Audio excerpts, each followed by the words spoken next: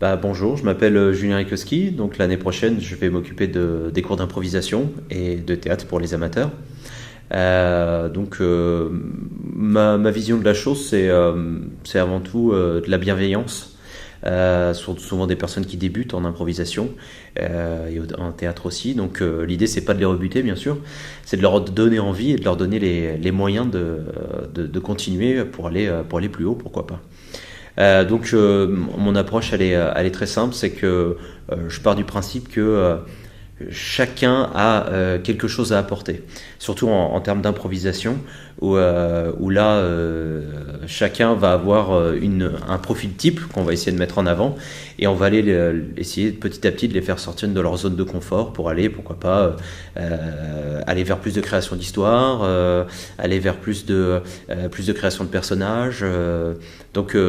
Voilà, l'objectif, c'est vraiment tout au long de l'année, d'abord de partir de ses qualités, et après d'aller sortir de sa zone de confort.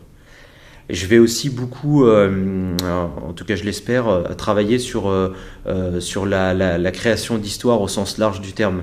Peut-être même amener à des petits ateliers d'écriture durant les cours d'improvisation.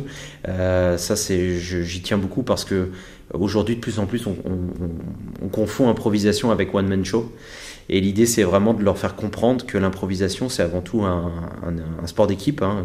C'est un art d'équipe qui ne se pratique pas du tout comme le one-man show, puisque le one-man show, c'est quelqu'un d'autre qui le pratique ici. Voilà. Travailler également sur la rythmique, travailler sur la prosodie, savoir toutes les possibilités qui sont possibles de mettre en place avec un seul et même texte, un seul et même matériel, et d'explorer cela. Puisque on a tendance à éloigner les deux arts, puisque moi je suis spécialisé en improvisation et j'ai fait du théâtre par la suite.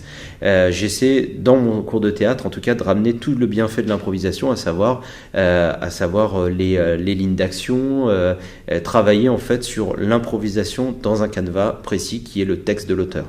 Donc pour retrouver un petit peu le naturel, tout simplement.